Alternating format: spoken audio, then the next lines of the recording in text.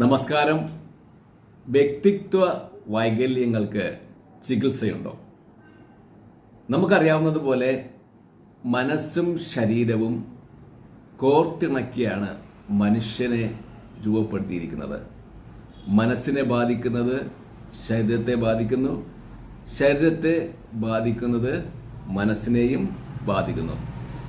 ഇപ്പം നമ്മൾ ശരീരത്തിൽ രോഗങ്ങളുണ്ടായാൽ നമ്മൾ ഡോക്ടറിനെ കാണാൻ പോകും. അതുപോലെ നമ്മുടെ മനസ്സിന് വൈകല്യങ്ങളുണ്ടായാൽ മാനസിക വിദഗ്ധരെ കാണണം. നമുക്കറിയാവുന്നതുപോലെ എന്തുമാത്രം രോഗങ്ങളാണ് ഉള്ളത്, ശരീരത്തെ ബാധിക്കുന്ന എന്തുമാത്രം രോഗങ്ങളാണുള്ളത്, വലിയൊരു ലിസ്റ്റ് തന്നെയുണ്ട്. അതുപോലെ തന്നെ മനസ്സിനെ ബാധിക്കുന്ന, മനസ്സിന് ക്രമക്കേടുണ്ടാക്കുന്ന മാനസിക വൈകല്യങ്ങളുടെ ഒരു വലിയ ലിസ്റ്റ് തന്നെയുണ്ട്.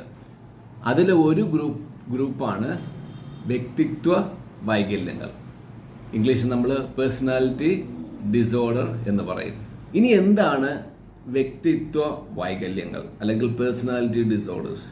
ഈ DSM-5 പറയുന്ന നിർവചനം, ഒരു വ്യക്തി സമൂഹം പ്രതീക്ഷിക്കുന്നതിൽ നിന്നും വിപരീതമായിട്ട് പെരുമാറ്റത്തിൽ മാറ്റം കണ്ടുവരുന്നതിനെയാണ് വ്യക്തിത്വ വൈകല്യങ്ങൾ എന്ന് പറയുന്നത്.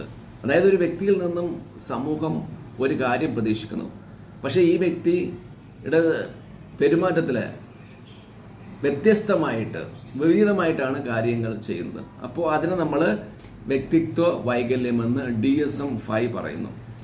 അപ്പോൾ ഈ പെരുമാറ്റത്തിൽ അല്ലെങ്കിൽ ഈ വ്യക്തിത്വ വൈകല്യങ്ങൾ എപ്പോഴാണ് ഇതിന്റെ സിംറ്റംസ്, ഇതിന്റെ ലക്ഷണങ്ങൾ കാണുന്നത്?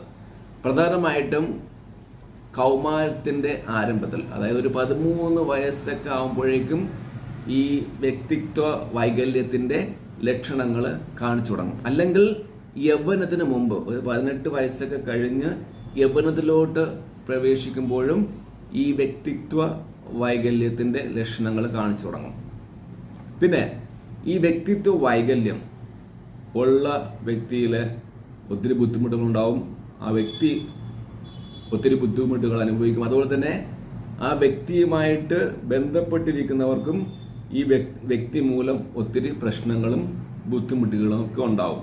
ഇനി ഞാൻ ഈ വ്യക്തിത്വ വൈകല്യവുമായിട്ട് ബന്ധപ്പെട്ട് 2 ഉദാഹരണങ്ങൾ പറയാം.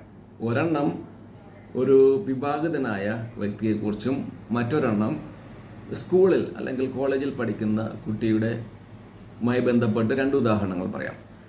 ആദ്യമായിട്ട് നമുക്ക് ഒരു വിവാഹിതനായ ഒരു വ്യക്തിയുടെ വ്യക്തിത്വ വൈകല്യം, എങ്ങനെയാണ് ആ വ്യക്തിയിൽ വ്യക്തിത്വ വൈകല്യം ഉണ്ടെന്ന് നമ്മൾ മനസ്സിലാക്കുന്നത്. ഫോർ എക്സാമ്പിൾ, ഇപ്പം ഇദ്ദേഹം വിവാഹിതനായി. അപ്പം ഈ വിവാഹിതനായ വ്യക്തിയിൽ നിന്നും സമൂഹം അല്ലെങ്കിൽ ആ കുടുംബം എന്താണ് പ്രതീക്ഷിക്കുന്നത്?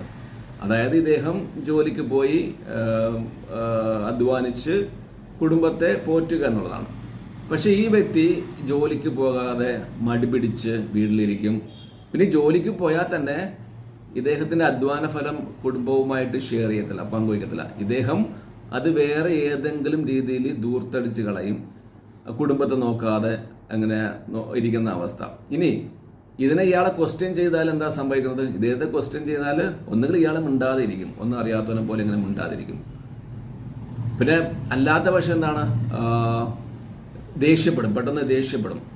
നിനക്കെന്താ, ഞാനെൻ്റെ ഇഷ്ടം പോലെയൊക്കെ ചെയ്യുന്നു പറഞ്ഞ് ഇങ്ങനെ ദേഷ്യപ്പെടും. അപ്പം ഇങ്ങനെ വിവാഹിതനായ ഒരു വ്യക്തിയിലെ അല്ലെങ്കിൽ അഡൽട്ട്ഹുഡിലെ ഈ വ്യക്തിത്വ വൈകല്യങ്ങളുണ്ടായ ഇതായിരിക്കും പ്രതികരണം.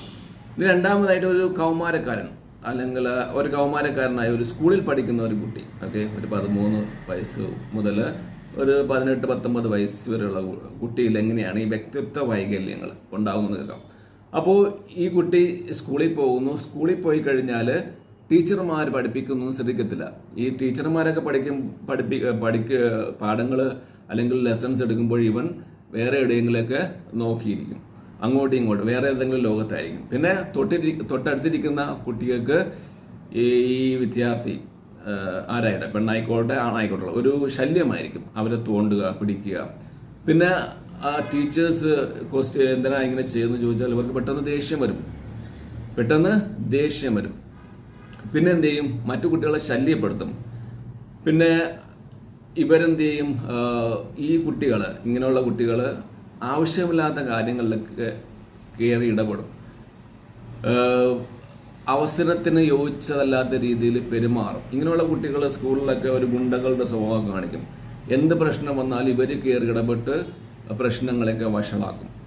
അപ്പോൾ ഇങ്ങനെയാണ് ഈ കൗമാര പ്രായത്തിൽ അല്ലെങ്കിൽ ഏർലി അഡൽട്ട്ഹുഡിൽ ഈ വ്യക്തിഗത വൈകല്യം ഉണ്ടായ ഇവർക്ക് പഠിക്കാനുള്ള ശ്രദ്ധയില്ല, മൊത്തം അശ്രദ്ധയാണ്. പിന്നെ ഇവർ തന്നെ എപ്പോഴും മറ്റുള്ളവർക്ക് ശല്യവുമായിരിക്കും. അപ്പോൾ ഇങ്ങനെയുള്ള കുട്ടികളുടെ മാതാപിതാക്കളെയാണ് ഈ പ്രിൻസിപ്പാൾ അല്ലെങ്കിൽ സ്കൂൾ അധികൃതർ ഇടയ്ക്കിടയ്ക്ക് സ്കൂളിലേക്ക് വിളിച്ച് പരാതിപ്പെടുന്നത്.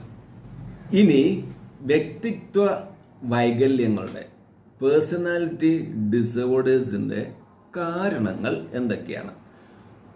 ഒന്നാമതായിട്ട് ജനറ്റിക്സ്, ജനിതകം, അതായത് ജീനുകളിൽ ഉണ്ടാകുന്ന വ്യതിയാനം വ്യക്തിത്വ വൈകല്യത്തിന് കാരണമാകാം.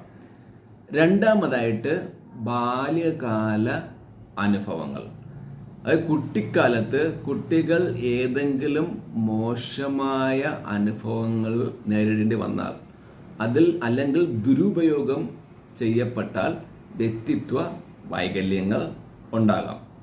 അതുപോലെ അവഗണന, ശ്രദ്ധിക്കാതിരിക്കുക, ഇതൊക്കെ ഇങ്ങനെയുള്ള പ്രശ്നങ്ങൾ കുട്ടികൾക്കുണ്ടായാലും പ്രത്യേകിച്ച് മാതാപിതാക്കൾ എപ്പോഴെങ്കിലും കുട്ടികളെ അവഗണിച്ചാൽ, ശ്രദ്ധിക്കാതിരിക്കാതെയൊക്കെ വന്നാൽ ഇങ്ങനെയുള്ള വ്യക്തിത്വ വൈകല്യങ്ങൾ ഉണ്ടാകാൻ സാധ്യതയുണ്ട്. അതുപോലെ തന്നെ കുടുംബ പശ്ചാത്തലം, അതായത് കുടുംബത്തിലുള്ള ഏതെങ്കിലും ഒരു വ്യക്തിക്ക്, അതായത് ഈ കുട്ടിയുമായി ബന്ധപ്പെട്ട് കുടുംബത്തിലെ ഏതെങ്കിലും വ്യക്തികൾക്ക് അവരുടെ ചെറുപ്പകാലത്ത് അല്ലെങ്കിൽ അവരുടെ അഡലസൻസ്, കൗമാരപ്രായത്തിൽ അല്ലെങ്കിൽ യൗവനത്തിൻ്റെ സമയത്ത് ഈ വ്യക്തിത്വ വൈകല്യങ്ങൾ ഉണ്ടായാൽ കുട്ടികളിലേക്കും ഇത് ഉണ്ടാകാൻ സാധ്യതയുണ്ടല്ലോ. ചിലപ്പോൾ പാരൻസിന് അവർ അഡലസൻസ്, കൗമാരപ്രായത്തിലൊക്കെ ആയിരുന്നപ്പോഴൊക്കെ ഇങ്ങനെയുള്ള ബുദ്ധിമുട്ടിലൂടെ കടന്നു പോയിട്ടുണ്ടെങ്കിൽ അവരുടെ മക്കളിലും ഇങ്ങനെയുള്ള കാര്യങ്ങൾ ഉണ്ടാകാൻ സാധ്യതയുണ്ട്, വ്യക്തിത്വ വൈകല്യങ്ങൾ അല്ലെങ്കിൽ ഗ്രാൻഡ് പാരൻസ്. അങ്ങനെ കുടുംബവുമായിട്ട് ഏറ്റവും ബന്ധപ്പെട്ട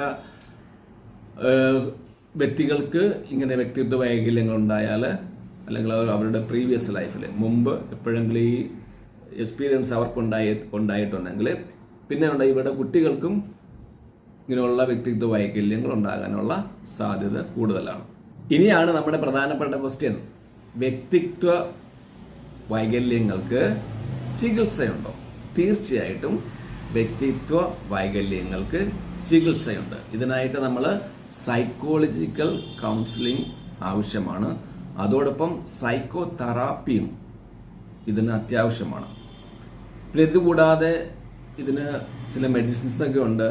പക്ഷേ ഇത് സൈക്യാട്രിസ്റ്റിന്റെ അടുത്ത് പോയി സൈക്യാട്രിസ്റ്റിന്റെ നിർദ്ദേശപ്രകാരം മാത്രമേ ഈ മെഡിസിൻ എടുക്കുവാൻ പാടുള്ളൂ. അപ്പം കൗൺസിലിങ്ങും സൈക്കോ തെറാപ്പിയും മെഡിസിനും കൂടി ഒരുമിച്ചുള്ള ഒരു ചികിത്സയാണ് ഈ വ്യക്തിത്വ വൈകല്യങ്ങൾക്ക് നൽകുന്നത്. തീർച്ചയായിട്ടും നമുക്കിതിനെ ചികിത്സിച്ച് ഇതിൻ്റെ അളവ് കുറച്ച് കൊണ്ടുവരാം, സുഖപ്പെടുത്താം. പിന്നെ ഈ വ്യക്തിത്വ വൈകല്യങ്ങൾ തന്നെ 10 എണ്ണമുണ്ട്. 10 വ്യക്തിത്വ വൈകല്യങ്ങളുണ്ട്.